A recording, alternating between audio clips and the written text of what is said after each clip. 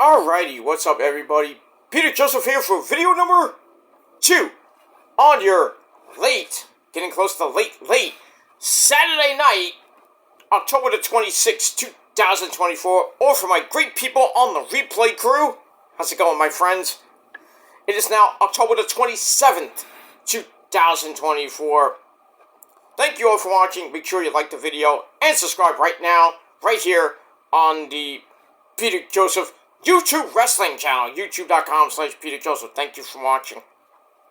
Once again, like I said, make sure you like the video and subscribe to this channel and my other channels as well. Down there in the description box. Show your love and support. Leave a comment if you wish. But if these stupid comments, bye-bye to you. You can go fuck yourself, because you'll be sent to hell and you'll never be seen again. So don't do that. Please, for the love of God, don't do that. Act your age, not your IQ. But it is what it is. Follow me on social media, Facebook, Twitter, and Instagram. Share the video all over the internet. Don't forget to tap and slap that bell. Turn on all notifications so you don't miss the next video. Because if you do, well, you're pretty much SOL. And you know what that means. If you don't know what it means, look it up, asshole. And, that's all I gotta say about that. So, hit the bell for more, subscribe to my channels, and all that good shit. And if you're brand new here, well, welcome to the party, pal. We hope you enjoy the ride. Sit back, relax, grab a cold one. I don't have one with me at the moment, but maybe tomorrow, cause kind of go to bed right after this. Not that I gotta do anything tomorrow. I do gotta go do a little shopping tomorrow, and then, watch the Jet game in between. Playing the Patriots tomorrow at 1. And Niners at 8:15. Sunday Night Football going pretty much head-to-head with Halloween Havoc for NXT. I'll do the predictions for that tomorrow. Along with SmackDown, Collision, and I might just do SmackDown by itself, and I'll do Rampage and Collision over on my main channel, KillDemon669, and then I'll do my predictions for Halloween Havoc, and then I'll probably call it a night. See what happens with that, because we got Halloween Havoc at 7 p.m. tomorrow, so I'll watch, I don't have to go back and forth, I still have to go back and forth near the end of the show, and then, we'll see, maybe I might get the Halloween Havoc review up maybe later tomorrow. We'll see what happens, how I feel, and whatever. I was kind of tired, and had a long day today. I went out to a party earlier in the day, and then came home, watched the Dodgers go up 2-0 over the Yankees. Almost blew it in the ninth. That stupid pitcher loaded the bases, and thankfully he got Volpe to strike out, and then they bring in another pitcher. He got Trevino out on a deep fly ball. It looked off the bat, looked like he was about to hit a game-winning grand slam like Freeman did last night. But thankfully, he kept it in the park, and the Dodgers win 4-2. Should have won more, but it is what it is. Ohtani got hurt. Ooh, he got hurt bad.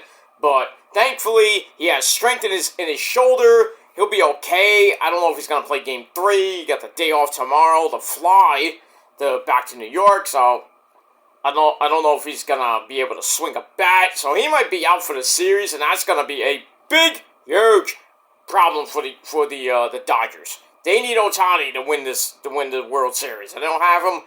I think the Yankees might come back in the series and make it interesting. But we'll see what happens with that. Let me actually, let me go to Google, see if I can get maybe a last minute.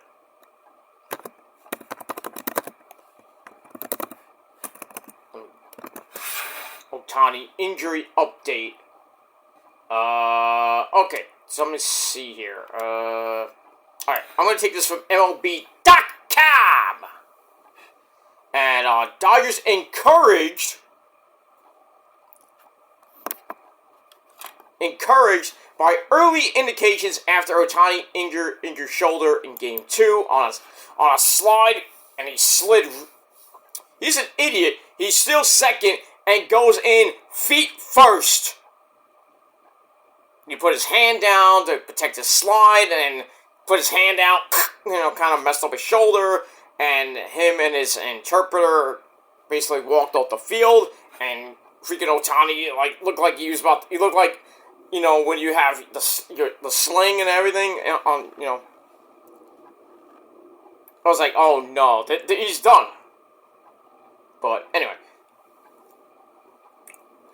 So, following a quick celebration, after they won tonight 4-2, all the attention immediately turned to Shohei Ohtani, who left Saturday's game in the 7th inning with a left shoulder subluxation, which is a partial dislocation. Oh no. Partial dislocation. If it was dislocated, he's out for this entire World Series. He's pretty much back on a plane to Japan, and just to do whatever he wants, get rehab, and come back in February, for spring training. So Dave Roberts said it's a partial dislocation. Now, if he misses any time, I'm gonna see if he might miss any time. Ohtani left the stadium almost immediately after the game. Didn't provide any updates on his injury, but he's gonna undergo an MRI tomorrow before flying out to New York for Game 3. Maybe to just sit on the bench. I doubt he can even grip a bat. He does have strength in his shoulder. That's a good sign, but if it's dislocated, he's pretty much out for the entire series. He's done. Basically, he's done either way. With the MRI, if it's negative, and, they might rest him Game 3, you probably won't need him. But then again, we got that. Robert said we're going to get some tests at some point tonight, tomorrow, and then we'll know more in the next couple of days.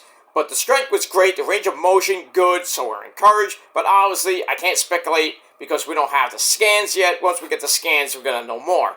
So, hopefully, for the Dodgers fans' sake, and for Dave Roberts and Ohtani, it's not bad.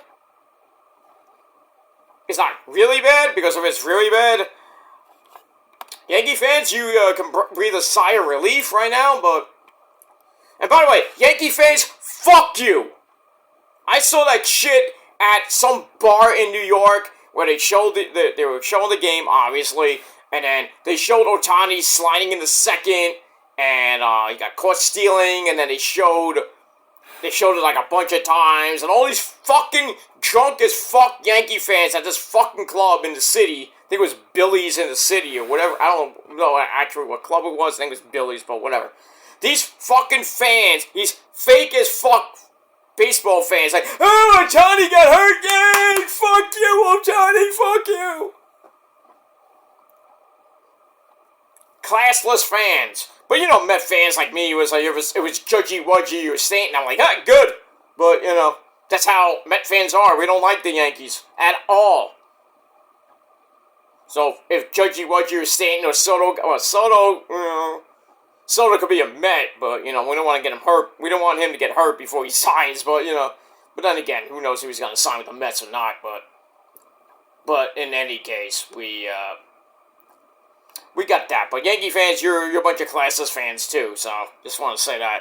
But it was like somebody like Judgy Wudgy or Soto, not so much, and I'm Stanton. The Met fan that I am would have loved it, but I mean, I don't wish like serious injuries on people, except for some of the Yankees, but that's another story for another time. But still,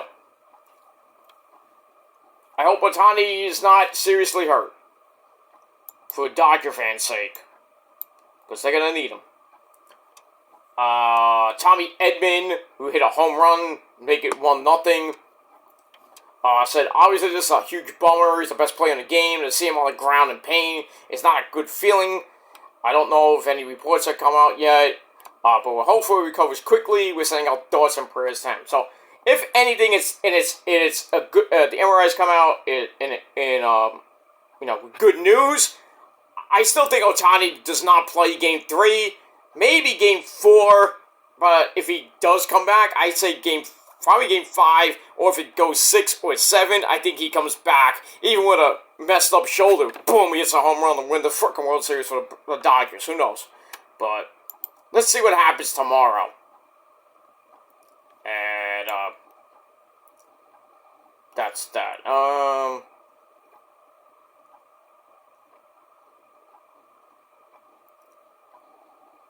So when Ohtani slid, you can hear him screaming and that's in pain because the bag had the microphone on. Yeah, he knew something was wrong. Signal for a timeout to the second base umpire. It was 3 outs in the inning. And then the trainer comes out. I don't know if it was the Japanese trainer or the trainer and the interpreter came out. Ohtani told the trainer that he hurt his shoulder. When asked if he dislocated it, Ohtani responded, "I don't know," in Japanese. I don't know! So, but he did the strength test, he did the range of motion, passed that. That's a good sign, but you worry about the shoulder, dislocating it and trying to, I don't know, like I said, I don't know if he could pick up a bat and swing, because, dislocated shoulder, I don't even think you can swing a bat, at least. Pick up one, you can, but swing, because you gotta go like that, and you might God forbid, they let him hit, because he takes some violent swings sometimes. Doesn't take that violent swings, but he's a good swinger. Not that type of swinger, you dumbasses.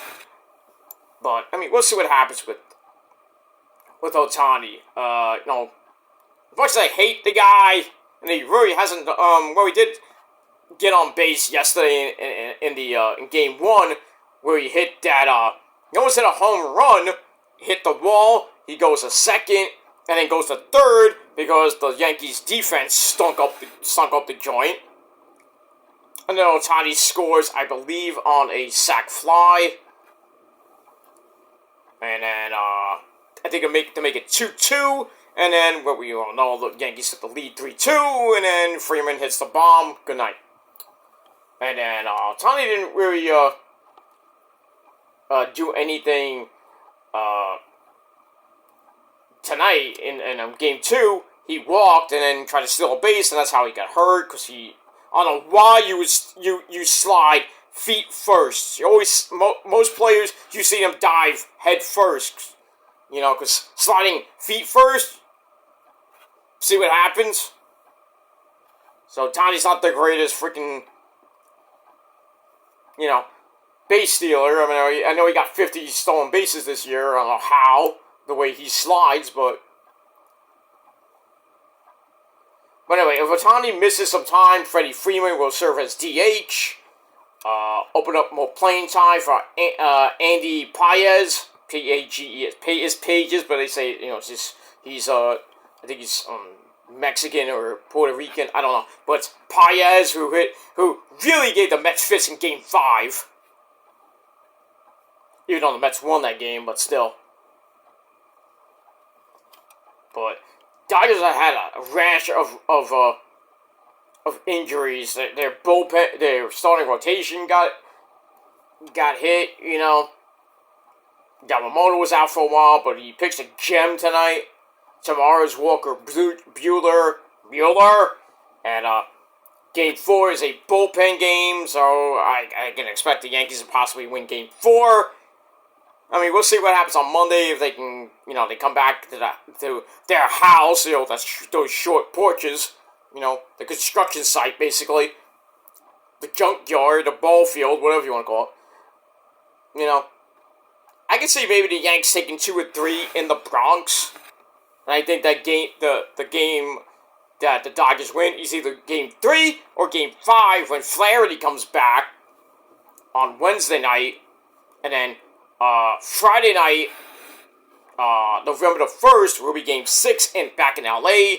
Yamamoto will pitch again. And then all hands on deck for both teams in Game 7. whether it be Bueller versus, well, it might be Bueller versus, Cole. Garrett Cole might come in because he's going to be on a couple of days rest, because the game will be on next Saturday. So he would pitch Game 5, which is Wednesday. So he could pitch on 2 days rest. Same thing for Rondon will probably pitch Game 6. So I doubt he'll pitch Game 7.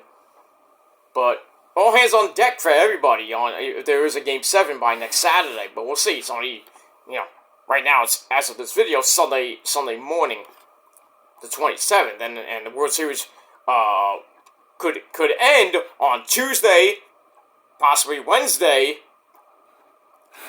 or if it does go back to LA, it could end by this Friday or Saturday. So we'll see, and that's the end of baseball. We got then the hot stove opens up. It's gonna be red hot because Soto's a free agent. Alonso is going to want to get his money. Soto wants 14 years. 14? Nut job wants his money. Probably get it from the Yankees. I don't know if the Mets are going to give him a great offer. I don't think they're going to give him 14 years. I say they give him like between 8 and maybe at most 10. They'd probably give him like a Frankie Lindor type deal, 10 years. But I don't know if they're going to give him $500-600 million. Because, if they give him, if they get Soto, you could probably say goodbye to Pete Alonso.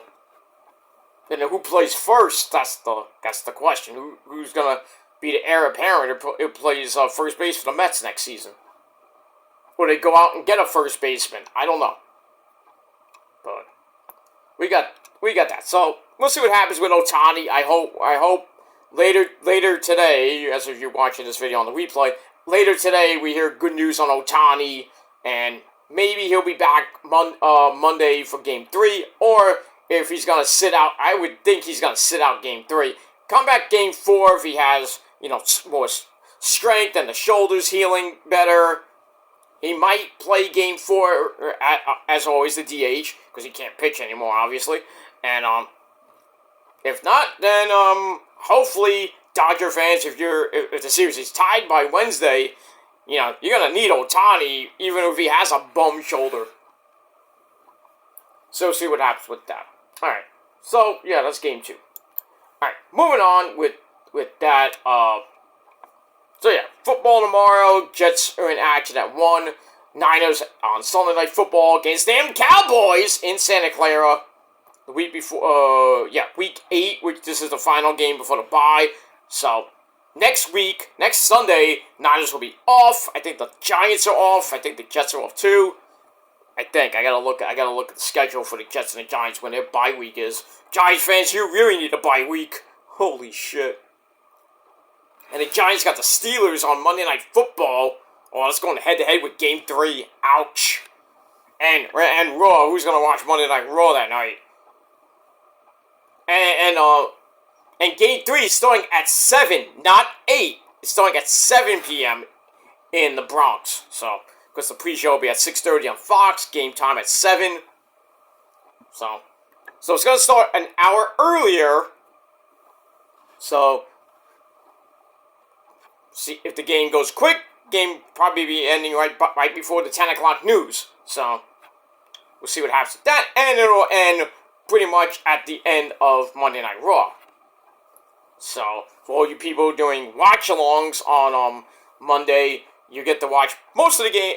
You get to watch the game early from 7 to 8, and then you start your watch-along for Raw at 8, and then you go in between the Yankees game pretty much for the end of the game up until 10 o'clock. Unless it goes extra innings, but, we'll see what happens with that. And that's pretty much it. Rangers won tonight at home against the mighty Ducks, who weren't so mighty.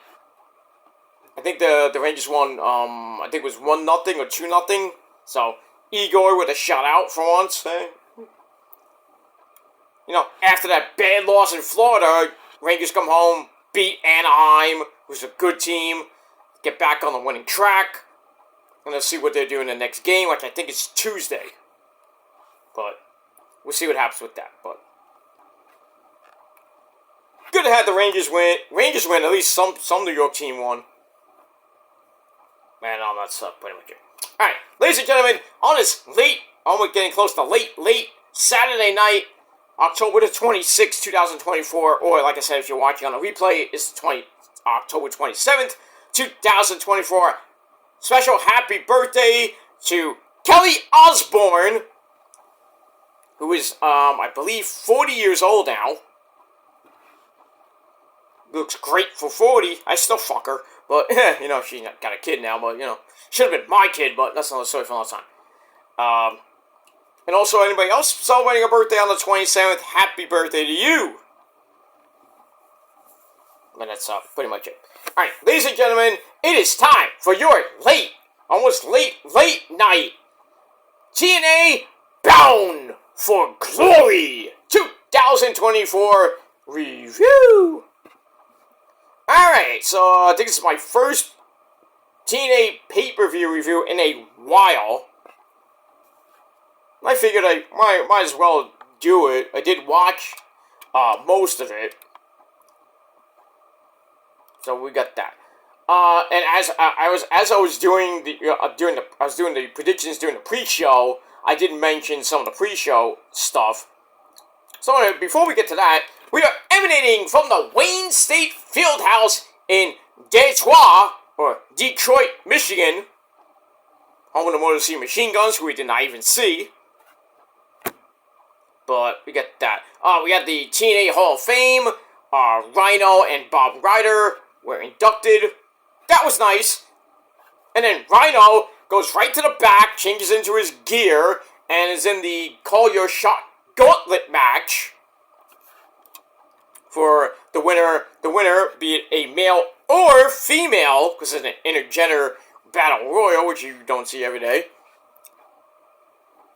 The winner, be it a male or female, get a trophy which they can use as a Money in the Bank contract to, and they can cash in up to 1 year on any champion, whether it be male or female.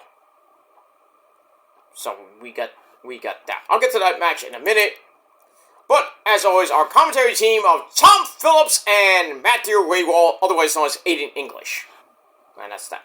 Alright, so, on the pre-show, we had Ash and Heather Reckless by Elegance. I hate that fucking name. Heather by Elegance. Ugh. But anyway, they took on the team of Brinley Reese from NXT, and formerly of NXT UK, and a little bit of NXT 2.0, Zaya Brookside. George the Iceman, the personal concierge at ringside. He gets involved, and Brinley hits a TKO on, I believe it was Dana Brooke. And George the Iceman puts Dana's foot on the rope. Referee sees it. Says, no, can't count. Will break, blah, blah, blah. So Zaya and George the Iceman are ready to fight on the floor, but that leaves poor Heather Reckless to hit a springboard Spanish fly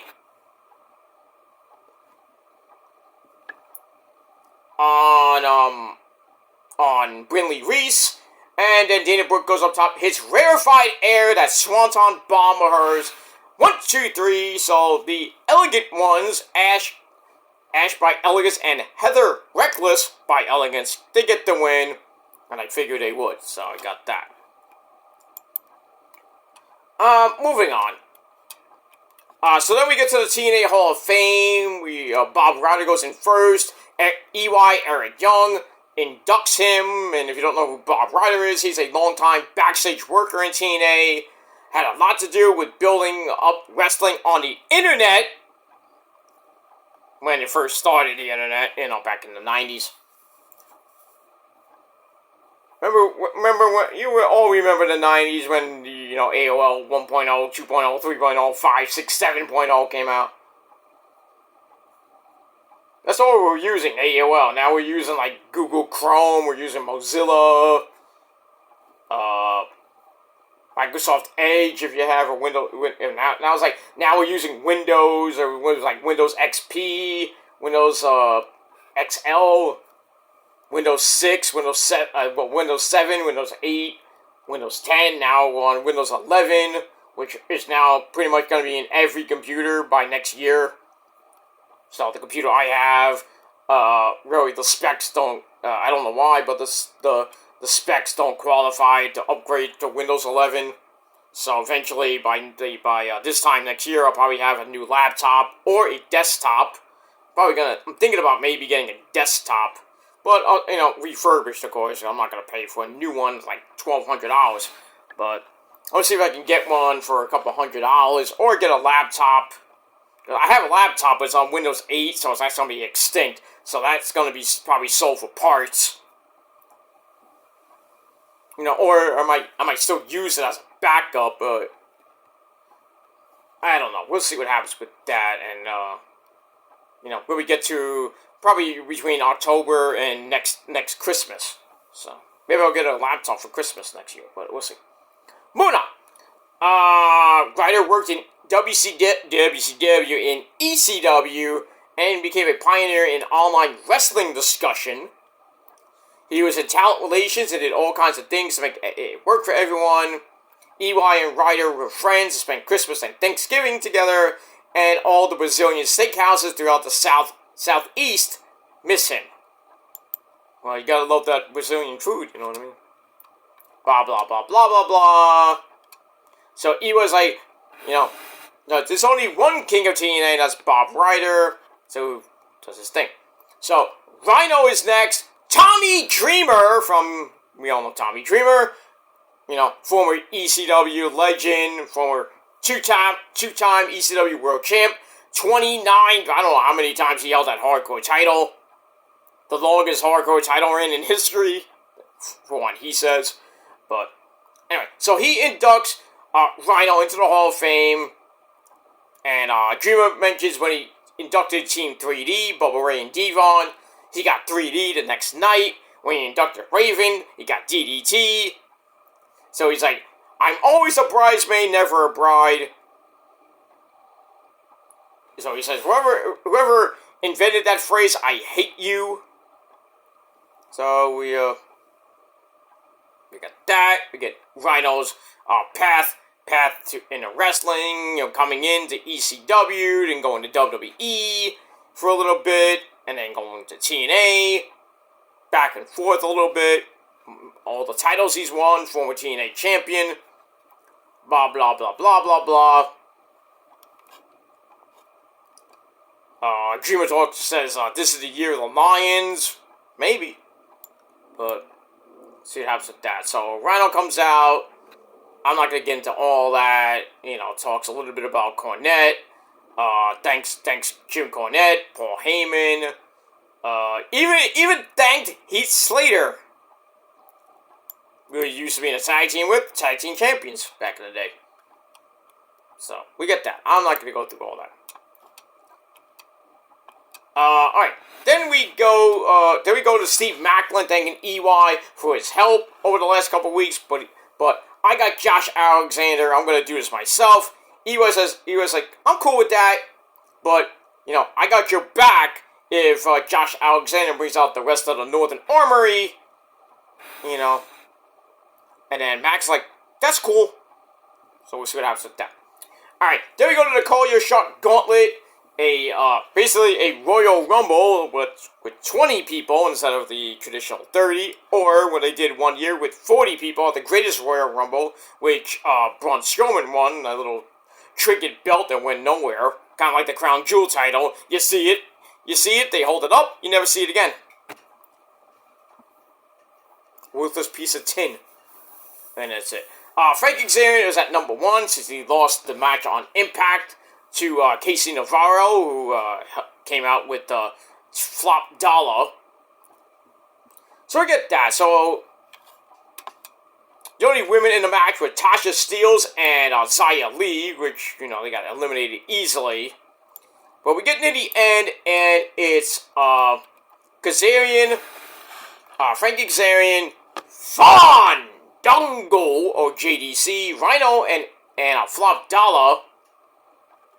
So, Rhino tosses out Fandango. AJ gives Rhino a Gore! of his, his own version of the gore, but Rhino hits a clothesline, gets rid of him. That leads us to Rhino and Frank Kazarian. The winner will get the trophy and a guaranteed title shot of their choosing.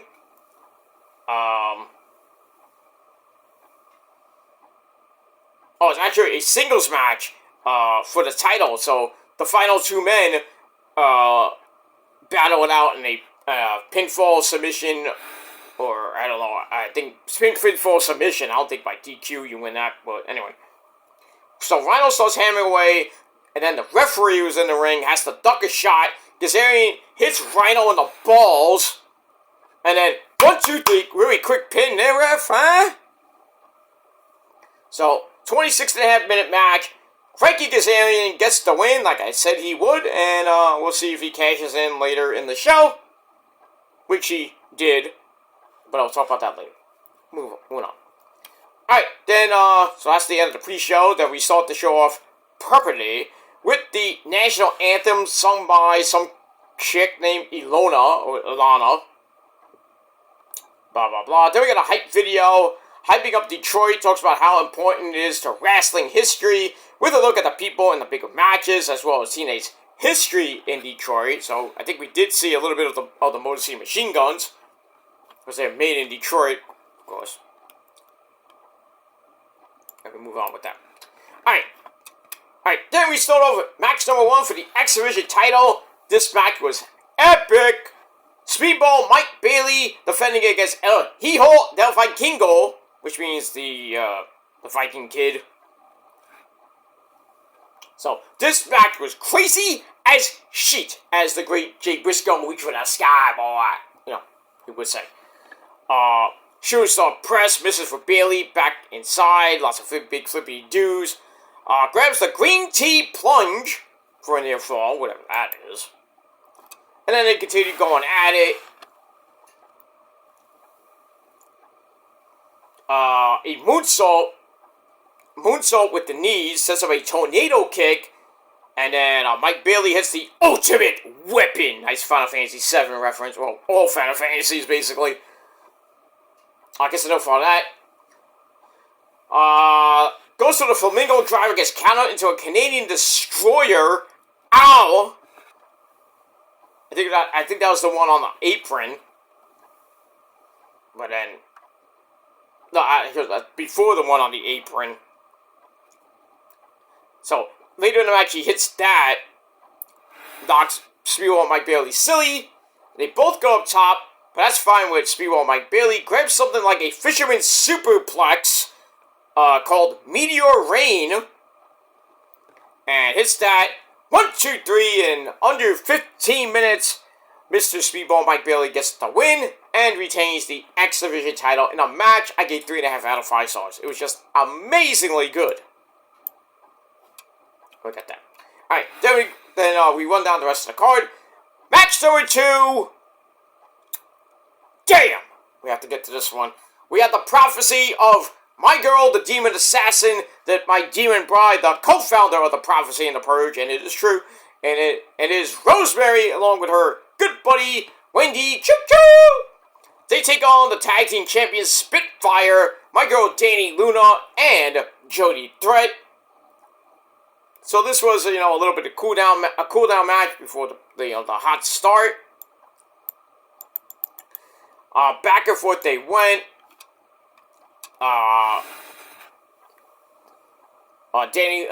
We get a DDT, putting Danny Luna on the floor. Sets up a big flippy dippity doo by Jody Threat, which, almost looked a little bit scary, but still, she hit it anyway. Go back in the ring. Rosemary spears Danny Luna for a near fall, but Danny reverses a double superplex into a double power bomb. Ouch, nice. Jody Threat comes back in, strikes away, and then Rosemary accidentally hits Wendy Choo Choo, and that led to Jody Threat sending both of them flying. And then she hits the pressure drop on Wendy Choo Choo to retain the belts in just under 10.5 minutes. So, Spitfire get the win. I kind of saw that coming. But I was hoping that the Prophecy would get the win, but can't win them all. But it is what. So Spitfire gets the win, 2.5 out of 5 stars, and then afterwards, Rosemary pulls basically a Shawn Michaels and says, "Hey, Wendy Choo Choo, I didn't need you. I didn't need you. I didn't need Janetti." You know. Basically, Wendy Choo Choo was like the Janetti of the group, even though it kind of been reversed, but whatever. But Rosemary spears Wendy Choo Choo down, and, well, that's the end of the team. So Wendy Choo Choo is going to go back to NXT to do, I don't know what. And as far as Rosemary goes, I hope they thrust her into a match with Masha Slamovich for the TNA Knockouts title, and hopefully we get Rosemary finally winning the Knockouts title after so many years. And she has 1, maybe 2 final reigns with it, because she's been in TNA for, I think, since 2011, I believe. So about 12, 13 years in TNA. 1 measly fucking women's title reign, and 3 glorious women's tag team title reigns with Jessica Havoc. And we got that.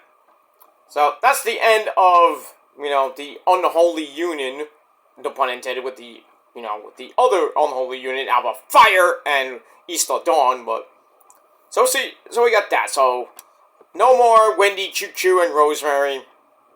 Sucks to be that. But I would assume that we're going to see, probably on the tapings, we're going to see Rosemary and Wendy Choo Choo go at it one-on-one, or maybe we see Rosemary back on NXT TV, and she takes on Wendy Choo Choo, in a grudge match, but I hope Rosemary will win that, but we know better. But that's it. Alright, so we got that.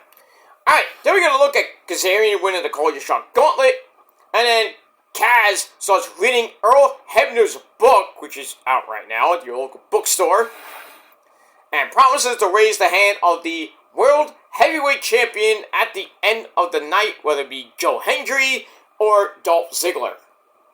Forget that. Alright, match number 3, Steve Maclin and Josh Alexander, one-on-one. This was a brutal match. They brawl in the aisle to start. And then Alexander gets sent hard into the steps. And then Maclin hits the Scud. Not the Scud missile, but the Scud. And then drops Josh on the apron. Bell hasn't rung yet, but eventually he does. Back and forth they went. Under 15-minute match. Getting to the end, Maclin is able to avoid a charge. And then hits a running shoulder into the ribs of Josh Alexander. And at one point, Steve Maclin got his hands tied. After Josh goes for a low blow, he grabs some zip ties and ties Macklin's hands behind his back. But then Maclin was just doing moves like a running shoulder block in the ribs, then hits the Scud with his hands still tied, and the referee's like, I'll allow it, even though he was trying to help, but Maclin's like, I don't need your help. So that connects, and a running knee gets a near fall on Josh Alexander. To get back up, Josh Alexander manages a tombstone, of all things, for a near fall, then sets up the ankle lock, and Maclin basically passed out from the pain. So Josh Alexander gets the win, and match was pretty decent, 3.25 out of 5 stars. That's it. Alright, then we get a hype video for match number 4 for the International Heavyweight title and the TNA Digital Media title that PCO has, the crazy Frankenstein monster that he is. So PCO takes on everybody, well, not everybody, but Mr. So-called Indie God, Matt fucking Cardona. Monsters Ball, by the way, meaning anything goes. So lots of weapons were used.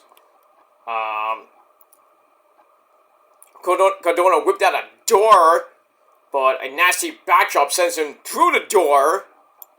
That was crazy. And then Cardona gets sent to the floor. PCO loads up a dive, gets cut off with a trash can shot to the head. And then another door is set up, plus some chairs. And then Cardona doesn't understand why his face isn't on the chair or the door. So they get thrown in. Cardona starts building, a bridge door structure with chairs underneath the bridge door. PCO fights back, gets powerbombed through everything. Ow! For a near fall. And then Cardona takes out a bag of thumbtacks. And some of the tacks start going into PCO's mouth. And then Cardona hits the reboot. All the tacks go flying out of his mouth. But PCO fought his way to his feet. So Cardona hits radio silence for a near fall. Cardona's like, can't beat this guy. A third door is brought in. PCO breaks it over Cardona's back. Ow. And then he pulls out a bag of his own with even more thumbtacks. And then it looks like he was about to put Cardona away. Cardona gets in a low blow. Then finds a barbed wire bat. Yikes. PCO fights up, choke slams Cardona onto the tacks. Ow. Then, for added more brutality, drops the PCO salt onto Cardona. 1, 2, 3, he retained the belt. I was hoping I went with my gut, but this time I lost. Sometimes I go with my gut and I win, but this time I lost, so my gut was not, with me today, so it is what it is. So PCO retains the International Heavyweight title and the TNA Digital Media Championship. Pretty brutal match. I gave 3 out of 5 stars. And that's pretty much it. Alright, then after that, we go to Mike Santana, formerly of LAX, taking on Moose. This was a fight. Referee goes in on to check Moose after Santana sends Moose into the barricade. And then JDC Fandango sends Santana into the steps. Ow. They go inside. Moose gets a near fall into that. Santana gets a powerbomb. Hits an Inzagiri. And then we get a release. Rock bottom. Plants Mike Santana. And then Moose starts slapping him away, like paintbrushing him almost. And then goes for a spinning high cross body and missed. And then Santana hits the rolling buck 50. 150, by the way. For a near fall. Moose rolls to the outside. Santana hits a big flippy dibbity doo. Brings Moose back in. Hits a leg lariat for another near fall. Goes to spin the block and missed it. But Santana sells for a Death Valley driver into the corner. Then a 450 splash for a near fall. They get back up. They go to the corner. Moose tries a super sky high. Santana down, but they both crash to the floor. Crashed and burned to the canvas. That had to hurt. Then we get a nasty powerbomb on the apron. Has Santana in more trouble. But somehow he beat the count. And then Fandango comes in with a chain around his hand, which kind of works for the referee. What? There's no DQ in this match? I didn't even see that. But he almost hits Moose right in the face. And then Fandango gets hit with spin the block. And then after that, Moose hits a mean spear for a near fall. Fans are kind of into the match. And then Moose goes for another spear. It gets countered into spin the block. 1, 2, 3. Mike Santana gets a big win over Moose in under 14 minutes. Match I gave 3 out of 5 stars. And that's how pretty much it. Alright, then we go to the Knockouts title match. Jordan Grace defending against the number 1 contender, Masha Slamovich. So we get that. This was a pretty decent match. Back and forth they went. How long was this match? Under 13-minute match. Get a leg lock immediately goes on by Jordan. She locks it in. but Masha bails to the ropes. For the rope break, they go up again. And this time, it's a super snowplow, made famous by Al Snow. They bring Jordan Grace down. Then a package pound driver, Kevin Steen style. Gives Masha the win and her first TNA Knockouts title in her little TNA career. So big ups to Masha Slamovich for getting the belt. I hope she holds it a long time. And it looks like Jordan Grace might be leaving TNA to go to the NXT main roster. But we'll see what happens with that as we go through this coming week, I should say. We're moving on.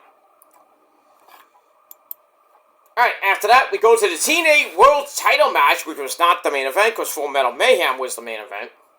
So we have Dolph Ziggler taking on, say his name, and he appears, I believe in Joe Hendry, who paid a little bit of homage to the great Eminem, coming out in a jumpsuit with the chainsaw, because that's how Eminem used to come out early in his career, with the chainsaw, looking like a mix between Jason and Leatherface. So that was kind of cool. So we get that. Kazarian as a special referee, he was doing okay, and then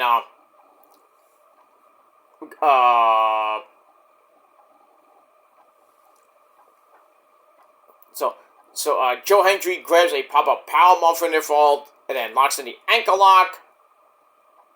And Dolph made the ropes. Joe Hendry puts him on top, grabs a super fallaway slam. And then both men are down. Kazarian goes to the outside, grabs the trophy. He's like, "Give me a ref, I want a cash in." And then we see Joe Hendry get up and tell Kaz, no, do your job instead of doing that mistake. So, they continue on. Dolph hits a famous for a near fall. Kazarian sort of had a little fast count. Hendry rolls through a cross-body attempt, hits an AA for another near fall. They go to the apron. Dolph plants Joe down, and then Hendry falls out to the floor. And then Kazarian try to cash in again, but then JBL comes back to TNA, because we saw him a couple months ago, unexpectedly, beating up everybody, almost. JBL comes out for the crowd, and he hits Kazarian with the clothesline from hell. Then he tries to help Joe Hendry up, and then he hits Joe Hendry with the clothesline from hell. I'm like, I know what's coming. And then goes for a third, takes out Ryan Nemeth, I didn't even see the match, but took him out anyway. Get back in, and Dolph, who might have not even saw what happened, hit, what did he hit first? Hits a super kick. Hits a super kick, he hits Danger Zone, as a new referee comes out. Joe Hendry kicked out at 2. Then they get back up. Dolph hits a super kick, gets countered, but Dolph counters that into a super kick counter into Danger Zone. 1, 2, 3. Still your TNA World Heavyweight Champion. Thanks to JBL. Feels like Mexico over again when JBL helped Dolph Ziggler beat Alberto Del Rio for the AAA Mega Championship, which he then promptly lost. And that was it. So 15-minute match. Dolph Ziggler still your TNA Heavyweight Champion. As far as Joe Hendry goes, he just comes short from getting the belt. But I think eventually Joe Hendry will win the TNA World title. Finally, they're doing like a Cody storyline where he's getting so close to winning the belt. Or, even in, when he goes to NXT, he tried to go to the NXT title and he came so close to winning it and failed. So they're going to do some, redemption arc where he actually wins the belt, does, a Cody thing, holds it for a little bit, and then eventually lose to, I don't know who. But but it is what it is. So congrats to Dolph Ziggler for retaining the belt in a pretty decent match that I gave 3.25 out of 5 stars. Alright, then we get a look back at the Hall of Fame induction. And our next actual pay-per-view, I'm surprised it's not hard to kill. But the next actual event is Final Resolution, which I think comes in November or December. So on the road for that. But the next actual pay-per-view for TNA is January the 19th, Sunday night. Sunday night, January the 19th, TNA Genesis. Hey, Genesis is coming back as a pay-per-view, not as an actual event. Like a one of those TNA Impact Plus pay-per-view events that they usually have in between the big pay-per-views. But anyway, January the 19th, TNA Genesis is back. So the start of the year, which they have done if you follow TNA since the beginning, like I have when they started doing the pay-per-views and everything. So Genesis is a big staple in TNA. That's the first pay-per-view of the year. And then I think the next major pay-per-view after Genesis, I think is gonna, well, it might be Slammiversary, or it might be one before Slammiversary in March or April during WrestleMania weekend, and that would be the 23rd year anniversary of TNA. TNA has been around for 20 fucking years, almost 25 years of TNA already. For a company that was supposed to be dead in 2016-17, if it wasn't for Billy Corgan and then Anthem Sports, which still owns it right now, TNA wouldn't exist right now. And all the wrestlers, the men and women of TNA, will probably be in WWE or AEW or in indie promotions, possibly Japan, possibly, most likely Mexico, or England, or wherever. They'll be doing something else, basically. Who would own it? Probably WWE. What they're doing right now, basically, the NXT TNA partnership. So we get that. Alright, so once again, January 19th, Genesis pay-per-view. Alright, then we find out what's coming up this Thursday night on Impact. So, if you missed it, you missed that. Alright, then we go to your main event of the evening for the TNA tag team titles. We got the champs, the system of, once again, the champs, Brian Myers and Eddie Edwards, with the beautiful Alicia Edwards at ringside, taking on the former champions, ABC, Ace Austin, and my boy, Chris Bay. And they take on the new number one contenders, Matthew Hardy, Delete, and Jeff Hardy, dude! In a full metal mayhem match, basically tables, ladders, and chairs. Oh my! So this one really favors the Hardys, and I picked the Hardys to win, and what happens? They win, once again, the TNA tag team titles, which they haven't won in 8 years. So, the Hardys' final run happens, AEW didn't do shit for them. So they go back to TNA, could have went back to WWE, but, thankfully they went back to TNA to finish their career in TNA. They may go to WWE for one final run there, maybe win the tag team titles over there. I would love to see Motor City Machine Guns and the Hardys go at it, maybe at WrestleMania, not this year. Well, maybe. We could see that in WrestleMania 41. Or maybe later in 2025, we'll see. But the Hardys win the belts. And, crazy stuff. There's one point where, the system, I think it was, Chris Bay was, hanging, he had the belts, but then they took down the ladder. And, just like, I forgot what WrestleMania I think. It was WrestleMania, I think it was 21, where, Jeff Hardy was hanging, like, dangling 15 feet in the, almost like 10, 15 feet in the air with the tag team belts, and then Edge came off, I think a ladder, speared him down with that, one of probably most epic spears at WrestleMania. So they kind of emulated that, and Brian Myers hit the spear off the top, I think off the top rope. So that was a nice little throwback to WrestleMania. And I think Tom Phillips like, he just eggs himself or something like that. Said something. I know he said something like Edge, so they kind of brought up Edge's name, but that was fucking sick.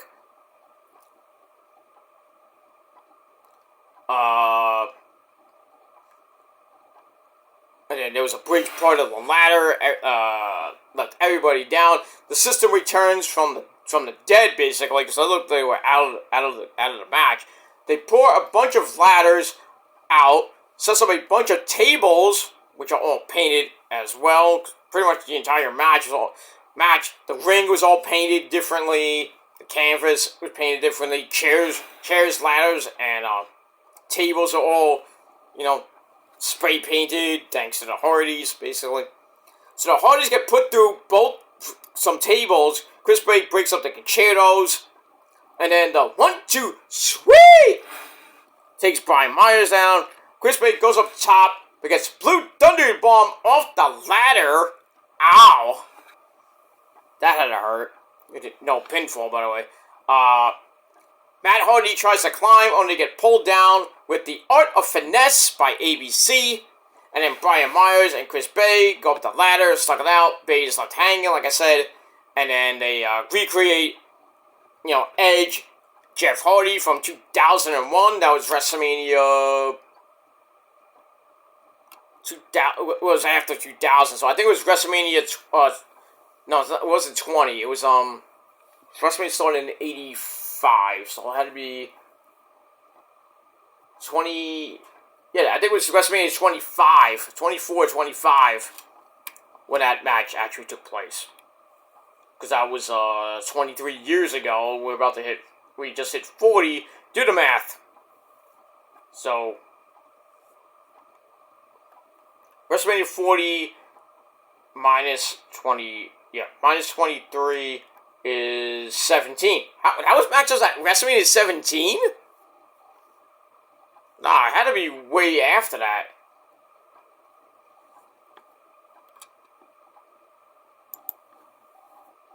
Maybe I did that wrong, but in any case, they went back. They go back to WrestleMania 2001.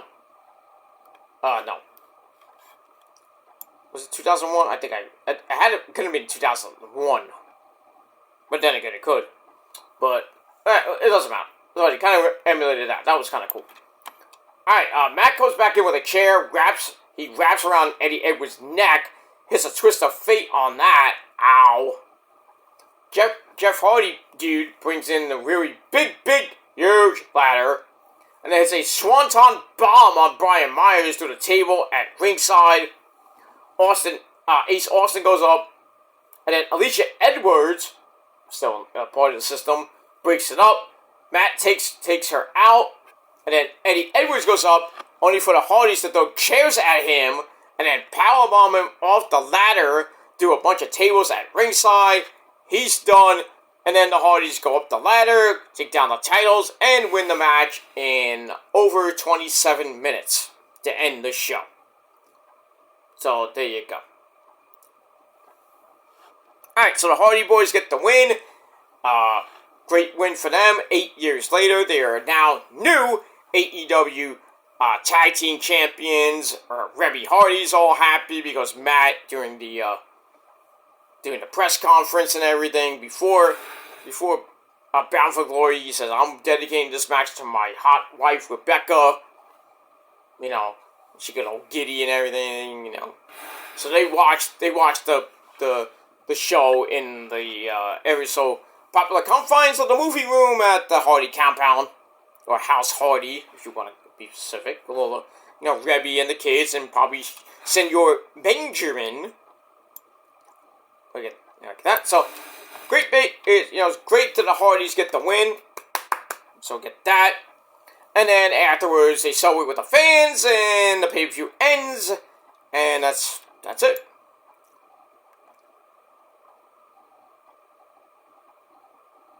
And that's pretty much it. Alright, so that is Bound for Glory, ladies and gentlemen. And I thought Bound for Glory was a pretty decent pay-per-view. And I gave it a solid 7 out of 10 stars. And that's all I'm going to say about that. Alright, ladies and gentlemen, that is it for now. I am going to go to sleep. So I have to wake up early. And maybe before I actually go out shopping, because I have to run out and get a couple things before the Niner game. I want to get some extra food, some extra drinks, and then have a little party, with the missus, watching Sunday Night Football with the Niners and the Cowboys, and then have NXT Halloween Havoc on the computer. Going in between, I'll be watching the first hour of Havoc on the computer, then, turning on the Rich Man's Dish, and,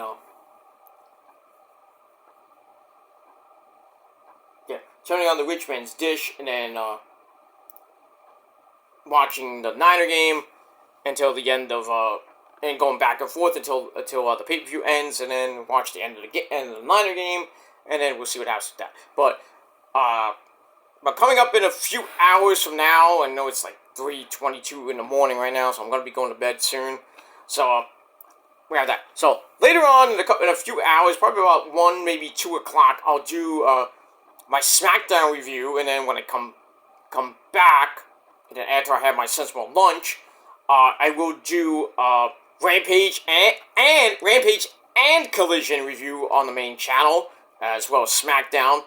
And then on my third video of the day will be the Shadows Lair, episode 45.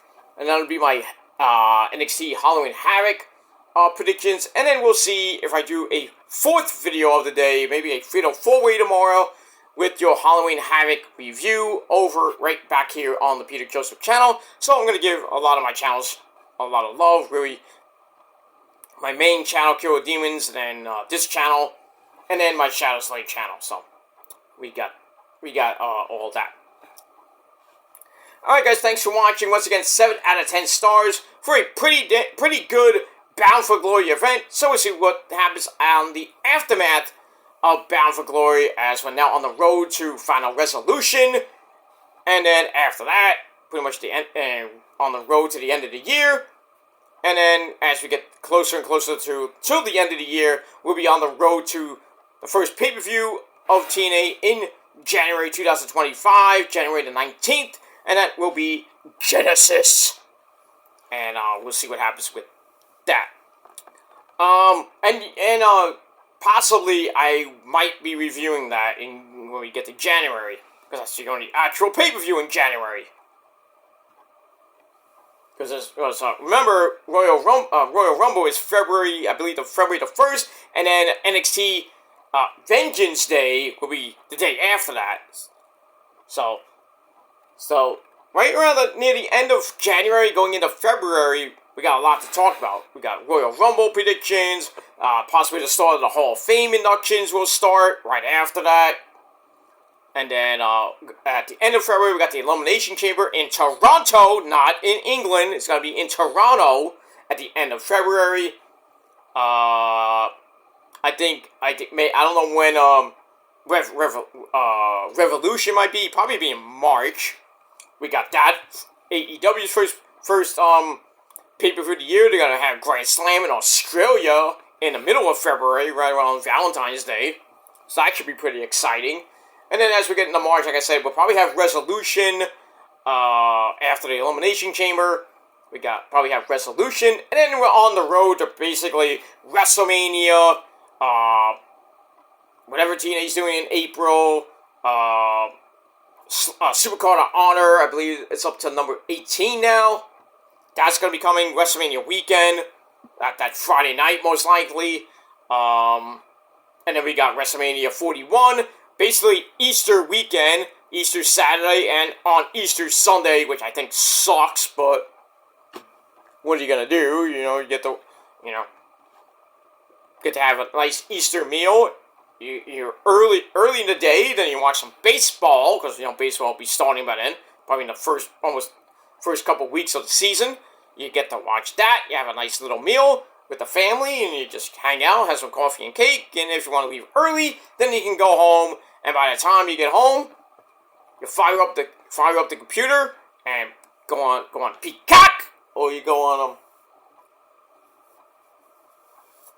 You go on a stream, whether it be on Bleacher Report or wherever you watch wrestling pay-per-views on, that too, and watch, put on night 2 of WrestleMania. We'll see what happens with that. I am hopefully going to be watching night 1 live. As far as night 2, that I may watch a little bit of night 2, because you don't know it's going to start early, like at 7 o'clock. It probably won't end till like 11, maybe 12. So I might catch the end of it live, but we'll see what happens with that. When we get to Easter, right now it's October 27th. We got a long way to go before we even get to WrestleMania. Let's just take one pay-per-view at a time. So our next actual pay-per-view will be after tomorrow's NXT Halloween Havoc, will be next Saturday. But now, as of this video, this coming Saturday with Crown Jewel in Saudi Arabia, beginning at 1 p.m. And then we got Collision that night, and possibly Game 7.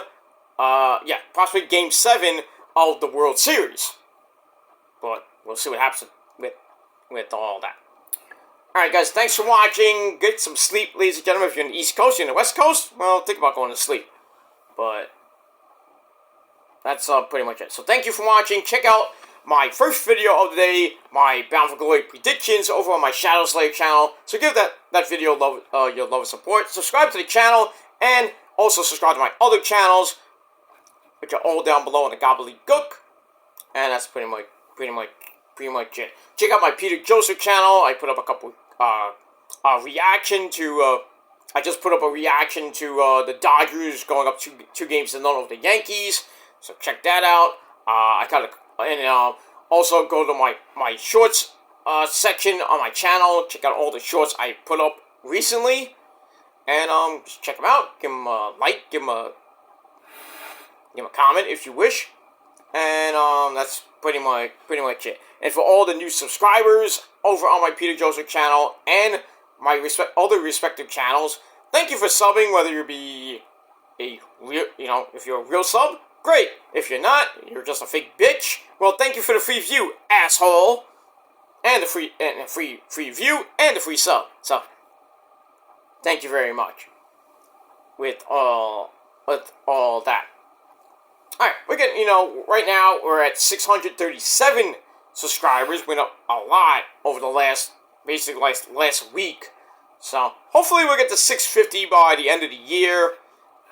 We're not going to hit 700. I'm hoping we get to 750 by next summer.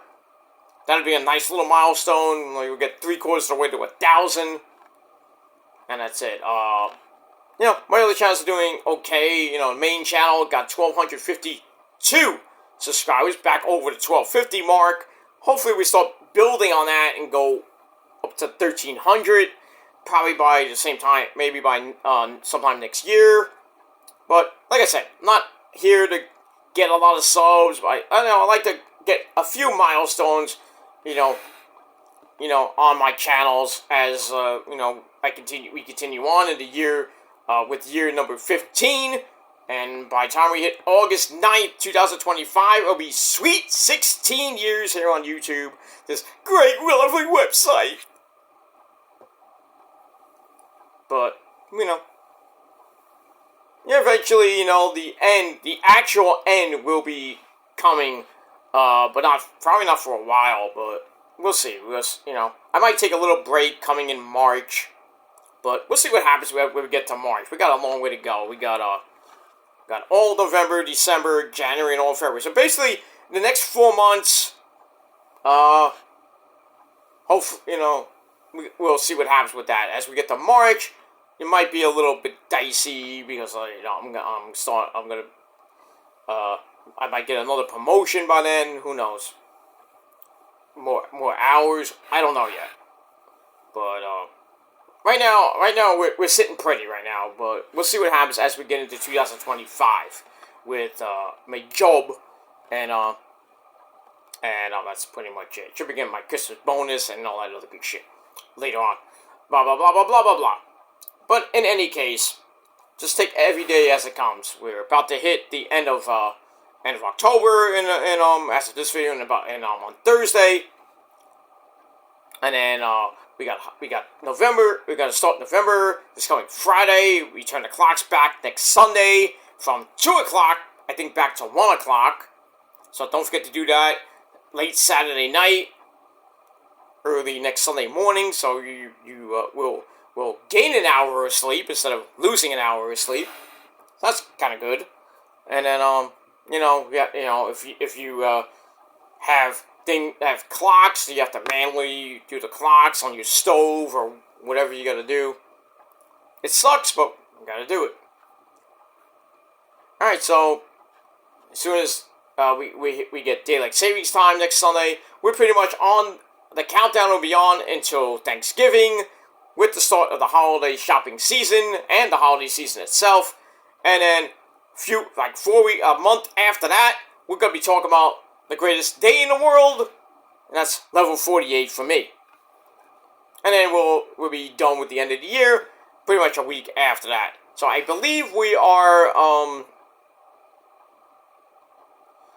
5 weeks away from, I think about 4 or 5 weeks away from, basically a month away. So about 4 to 5 weeks away from Thanksgiving, and then we're about 8 weeks away from Christmas Eve and Christmas, and we're officially 8-9 weeks away from the end of the year. So the year is almost up, ladies and gentlemen, and hopefully, for some of us who've had a up and down year, hopefully we can finish off on a good note, and then go into 2025 with a clean slate, fresh start, new beginnings, and we'll see what happens as we go into the next year, 2025, the midpoint of the decade, and we'll see who's president by then, whether it be Trump or that bitch Kamala Harris. By the way, early voting has started already, so please go out and vote if you haven't already here in New York City or wherever you may live. I'm probably doing my voting maybe Tuesday. If not maybe early Wednesday. Maybe Wednesday. I'm not doing it on Halloween, so I will not be even around on Halloween. I'll be out of the state, but I'll be out of the I'll be out in the city most of the day. So I'm going to another Halloween party. So I'll be doing that Thursday. So I will not be around doing videos at all Thursday. Maybe late Thursday, I'll come on and do maybe a video, whether it be a TNA Ring of Honor review or maybe just a random video on my Shadow Slayer channel. Talk about, not per se a vlog for Halloween, but I'll probably talk about my favorite Halloween videos. Horror films, not the Halloween franchise, but we're talking about Terrifier 3, which came out a couple days ago. We'll talk about a little bit about that. I did see it. Not the greatest, but still, Jericho's in it. So we got that. Talk a little bit about, I might do either my favorite horror movies of all time, or probably maybe like a top 5, maybe top 10 greatest villains of the horror genre. We all know some of them are Michael Myers, Jason Voorhees, Freddy Krueger, Chucky, Pinhead. Maybe we'll get Jigsaw, maybe Leatherface, maybe Popcorn Head, Pumpkinhead. Who knows? Maybe some of you may not have heard it before. But we'll talk about that maybe late night on Halloween.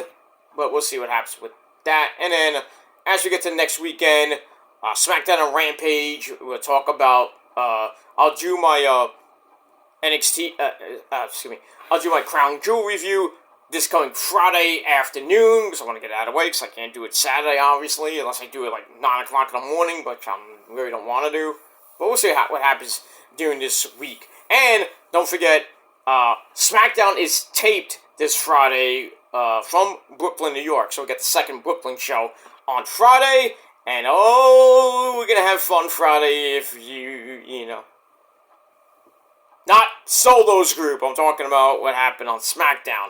If you watch SmackDown, the end, well, I'll spoil a little bit, where Jey Uso, really spoiled Solo's little plan and helped the Motor City Machine Guns beat the Girls of Destiny to become the new SmackDown Tag Team Champions.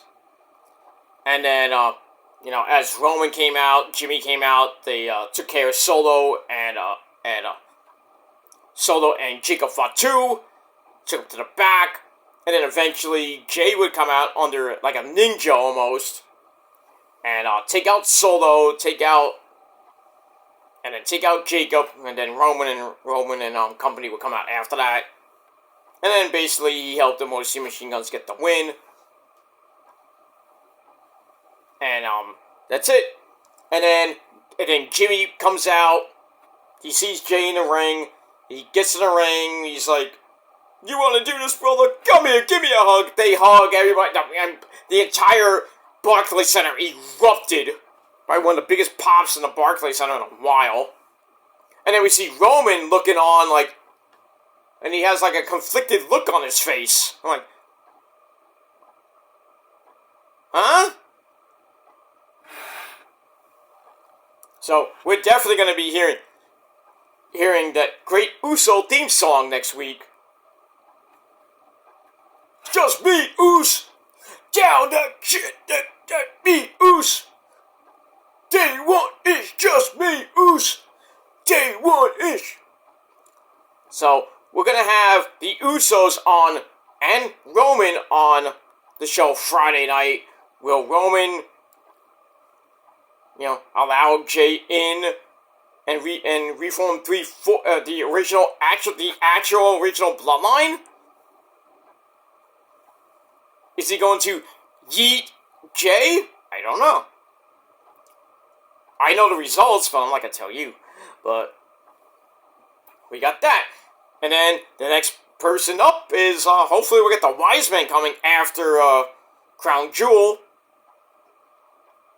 And then after that, we'll see if Sami Zayn joins the group for the Civil War Games match. So the honorary Uce will be back, and we're gonna be feeling pretty damn Ucy pretty soon. I hope he says that. I really hope he says that. He says, lately I've seen you guys, and I haven't been feeling pretty Ucy myself there, Roman. Well, maybe he'll come up with something new. I don't know.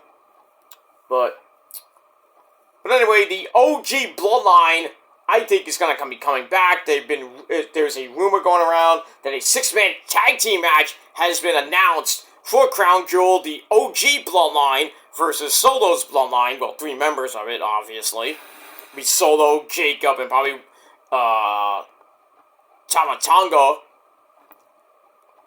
against Jake.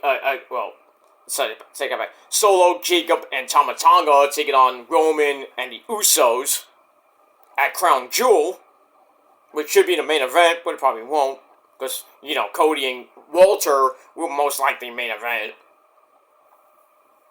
Now, whether Goldberg shows up and costs Walter the match, and Cody wins, I would hate that, but it's probably going to happen. I just have a feeling Cody's going to win the belt thanks to Goldberg. I really don't want to see it. I want Walter to annihilate him, win the belt, not even hold it. I heard another rumor that the winners of that get the belts, the winner, whether it be Nia Jax, Liv Morgan, Walter, or Cody, they'll get the belt, and then they'll probably defend the belt next year at Crown Jewel. But then again, that's a rumor. Because they're not going to obviously get the belt and defend it like every, they're gonna get like 2 belts, and they're gonna leave with 2 belts. No, they're gonna just leave with 1 belt. Because it's a non-title match, but it's for the Crown Jewel title, see who's the best of the brands. So, we'll see that. I would love to see, I think Nia Jax is going to beat Liv Morgan. Thanks to a certain person named Rhea Ripley. We could see Tiffy Tiff cash in. I hope she does on Liv Morgan. But then again, who knows with that. Because they are kind of teasing Tiffany Stratton and Charlotte Flair, who's coming back probably either the end of this year or most likely at the Royal Rumble, along with Asuka. I'd rather have Asuka win the Royal Rumble, not Charlotte, but that's just me. That's what they're planning on. I think they're planning on Charlotte coming back for the Rumble, winning the Rumble, and then facing whoever is the champion, well, whichever champion she chooses. But I'm thinking if Tiffy gets the belt by then, cashes in and gets the belt, we could see Charlotte possibly going for, possibly winning belt number 15, and be one away from Cena and her dad's title. And then talk about Cena winning number 17. No. I don't care if it's his final year. Do not give him the world title. Or a world title. I don't care if he wins the US title. I don't give a fuck if he wins the Intercontinental title. I don't fucking care. I don't care if he wins the tag team belts with some schmuck. I think at WrestleMania, I would love to see at WrestleMania Randy Orton and John Cena. Not for the belt, obviously. But we'll see what happens with that. Randy Orton's got his own problems with Kevin Owens at Crown Jewel, which he's probably going to lose that match. And then at Survivor Series, we're going to get Kevin Owens and Cody Part 2. I think Cody will win that by some chicanery, maybe. And then we'll see what happens going through December. Going into the Raw debut on Netflix, which is probably going to be a big, huge 3-hour show, most likely. And then pretty much we're on the road to the Royal Rumble. And see what the title matches might be. We already know that the 2 matches are already announced for that. It's the Men's and Women's Royal Rumble. Don't even know who's going to win them. I think, like I said, I think Charlotte's going to win the Women's Royal Rumble. As far as the men, I think it might be Randy Orton. But then again, if Cena's going to be in it, so you got to throw Cena's name into the hat. So I hope it's not Cena. Which, God forbid, we get Cena, Cody, or possibly Cena, Walter at WrestleMania. I do not want to see Cena winning the belt of Mania at all. Or even at the B-level pay-per-views like Backlash or Clash at the Castle. Or even the other 2 pay-per-views that he's going to be at. SummerSlam 2025, which where's 25 going to be held? I think it's in Minneapolis. No, 25 is in New York. So it's going to be at MetLife Stadium in August, which is good because it's warm and it's going to be early. So all you people that are going to be there, you can actually get on the buses and trains. You don't have a problem like at WrestleMania 35. People were stuck there, and it was sad. How are you going to get home if there's no buses and trains going back to New York? It was sad. I'm like, I don't even know how those people got home. They had to either call an Uber or I don't know. Thankfully, I mean, I didn't go to it. If I did, I would have went with somebody probably. I'm not gonna go by bus. Hell no. Not. And that was the 8-hour WrestleMania. That was freaking insane. That was one night too. 8 hours. Never again. I hope never again we get a one-night WrestleMania that goes 8 hours again. I don't even. You gotta get there early. You gotta have your phone charged up. Probably people will bring in freaking battery packs and shit because, you know, they're taping and everything, taking pictures and everything. Playing with their phone in between matches. And usually, you know, the women's matches like, oh, shit break! Let's go on my phone and go on Twitter and just like, oh, this match sucks. You know, and then by the time it's like 9, 10 o'clock, your battery's dead. How are you gonna call anybody? So, I would think people brought, you know, external battery packs to charge their phone during the show, and God forbid that works or not, and you're screwed. You're screwed. You can't call any. How are you gonna call anybody with no battery? You probably gotta, if you see your battery is like at 10%, and it's like not even near the end of the show, and like, oh, you know, and God forbid you get stuck in Jersey, in East Rutherford, New Jersey, you're like, where are you gonna stay? You're gonna have to turn off your phone, and then leave the stadium. If you can't get on, there's no train and a bus that leaves, you're gonna have to call an Uber, hope that it comes on time, and they find you at that messy parking lot. Or you're gonna have to somehow ask a stranger to take you home. Like I said, I don't know how people got home, if they went by bus and train. Because that pay-per-view ended like at 1 o'clock in the morning. And I think, I know the trains, the New Jersey Transit trains does not run after midnight or 1 o'clock. And the buses, I don't know what happened with that. It was just a mess, basically, WrestleMania 35. So, I'm hoping, you know, New Jersey Transit and, you know, basically New Jersey Transit, you know, doesn't fuck that up again. And they're leaving a lot of people in to basically try to find motels and hotels, you know, on Saturday and Sunday night. It's crazy. So, I think they'll fix it because WrestleMania is probably going to be starting at 6, 7 o'clock. And I think both nights will probably end the latest at 11 o'clock. So you get home fine. You should get home by 12, 1 o'clock, depending where you live, of course. But if you're driving, yeah, you won't be getting out to like a long time, because that parking lot is a mess. And you thought Shea Stadium's parking lot was a mess, or the tennis center, or, you know, their Ash Hole Stadium tennis, you know, parking was bad.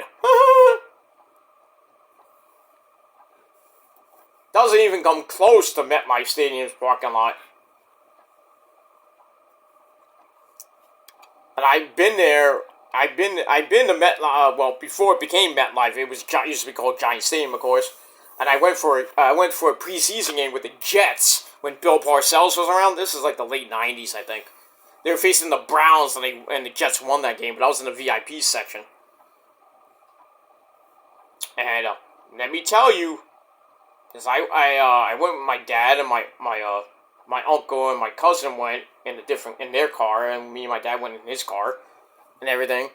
Blah blah blah blah blah blah. Long story short, it took us a long time to get out of the parking lot and get home because we had to, you know, get on the turnpike and go, you know, follow the turnpike to Brooklyn, or, you know, the Gothels Bridge, and we had to get on the Verrazano and get home. By the time we got home, I think it was like 1. What time we get home that night? I think we got home, I think, at 1, 2 o'clock in the morning.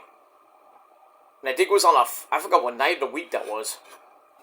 I know it was on a weekend. I think it was Friday or Saturday night. And, yeah, coming home from Jersey, I mean, as soon as you get to the parkway, there's no traffic at all. It's like, zoom, you're home. But getting out of that parking lot, yeah, it's a pain in the ass. But getting home, you'll be fine. As soon as you get out, get on the highway, you're good. Whether you go into Jersey, going into Pennsylvania, wherever you're coming from, South Jersey, go down further down the turnpike, go to Central Jersey, go down Turnpike South, go to use the Garden State Parkway, you know, stuff like that. But in any case, you get all that. And a bag of chips.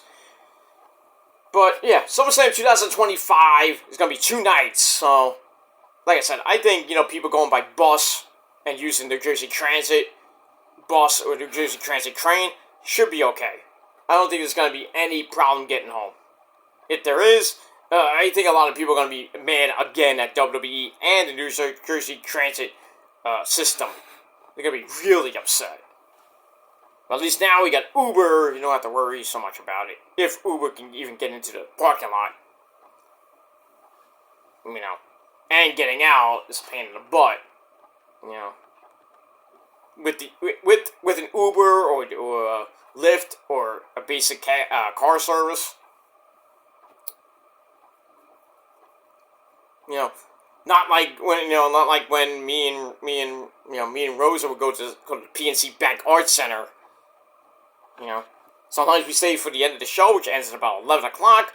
We leave and we go straight out the parking lot to there's a bunch of buses which leads right to the train station. We get there really quick and get there before midnight, before the train comes at midnight, I believe.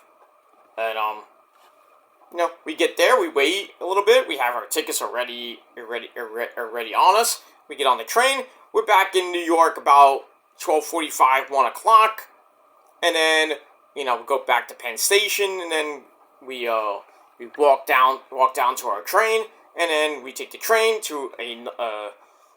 because late at night, there's no buses running late at night around here, my area, so we have to go down to a couple of extra stops, and then get off, take a cab or take an Uber, and we get home. We're home by between 1:30 and 2:30, depending on the trains in the city, of course. If they run differently, they don't run at all. It's sporadic after midnight, which is stupid. But that's the way it is here in New York City. But it's not an adventure getting out of PNC Bank Arts Center by car, or if you take the shuttle bus back to the train. But getting there, getting from the train station to the PNC is a little bit of a pain in the butt. Because usually when me and Rosa used to go, we take the New Jersey Transit train to the stop. Not in Homedale, but it's like right near Homedale, basically. We take the train, down there, and then we get off, and then we leave the train station. We call a car service or an Uber, or what we did one year, we split with somebody. With a couple of people. We went there by ourselves. We got there. We waited by the gate until they opened, and we were pretty much the first couple of people in. And then, if we go to a night show, we get there early. We get there like 3, 4 o'clock, and the doors open, I think, at 5, 6 o'clock. The show starts, I think, at 7. We go in. We look around at the merch tents. Maybe we try to get food before the first band goes on. If it's not a band that we want to see, like In This Moment went on first with the Rob Zombie, and then Korn went on after. But in any event, we either run very well. I think what we do is so we get on a big huge line. We get in there, we go right to the food court, get our food, we eat outside of the amphitheater, and then when we're done, we go into the amphitheater, we have fun, and if we have to go to the bathroom, we go during the set change, which is a pain in the ass with the bathrooms, so those lines get long, and you're there for a while. By the time you're done, the second band comes on. It's a pain. And I remember that tour with In This Moment, Rob Zombie and Korn. I left right after Rob Zombie because I had a humongous headache. I was basically about to freaking pass out. So I told Rose, like, yo, let's just go, man. I don't care about Korn because I've seen Korn 6,000 times. So we left the venue, and then walked to the shuttle bus for the first one there. There was nobody even there, so we just waited for the shuttle bus to leave, and the shuttle bus left. We get to the train. We got the train. Got on the train right around after 10 o'clock, and then I was still a mess. I was like ready to pass out. I was surprised I even got home. You know, thankfully, Rosa. I still had a little bit of energy to get on the MTA train, get home via the Uber and everything. And then as soon as I get home, bleh, puked my guts out. I didn't drink, but you know, not like I think it was the Rockstar Energy tour, or I think it was that tour. That they had a tent full of Rockstar Energy drinks, all different flavors, and I had like almost every one of them. I had cola, I had orange, I had fruit punch, which was my favorite. Rosa had a couple, and then, you know, right around the second band, I was like, I had to use the number 2 really bad, so I ran to the bathroom, and as always, you know, the men's bathroom was almost as crowded as the women's bathroom, and I had to find a stall, and I'm not even gonna go into that, because thankfully I found one that wasn't so dirty, but I went in there and I stunk that place up. Oh, I'm sorry, I didn't too many TMI, I'm sorry. We'll move, that's it. Alright, enough about, stories and everything. I could talk about that in other videos.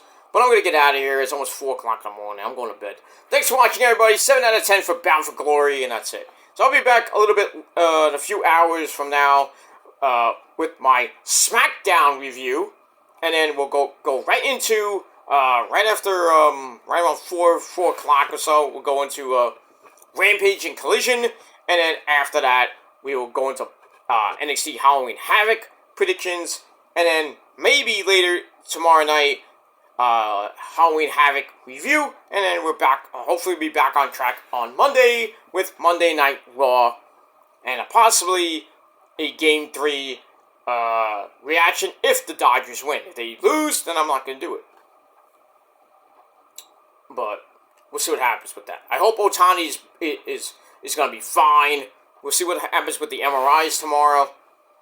Hopefully, good news for the for you Dodger fans out there, and all you other baseball fans watching the World Series. But right now, the Yankees, they got a lot of work to do. But they're back at home. Hopefully, they'll get some home cooking. But we'll see what happens with that as they face Walker Buehler in Game 3.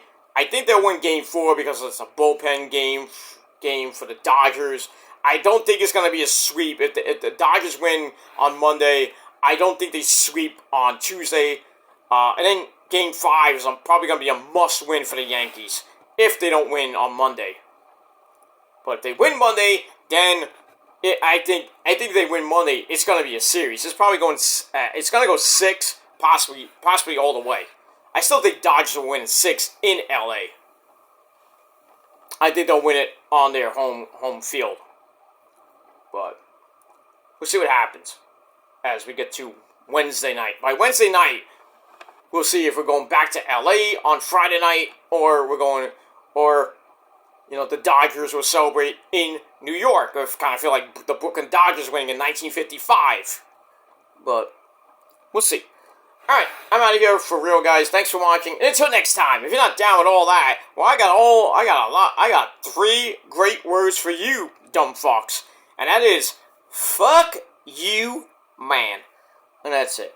Have a great rest of your night, everybody. And I'll see you in a few hours from now, in a few hours, on your Sunday, October the 27th, 2024. Once again, happy birthday to, should have been my wife, Kelly Osbourne, hitting that big milestone. I believe she is 38.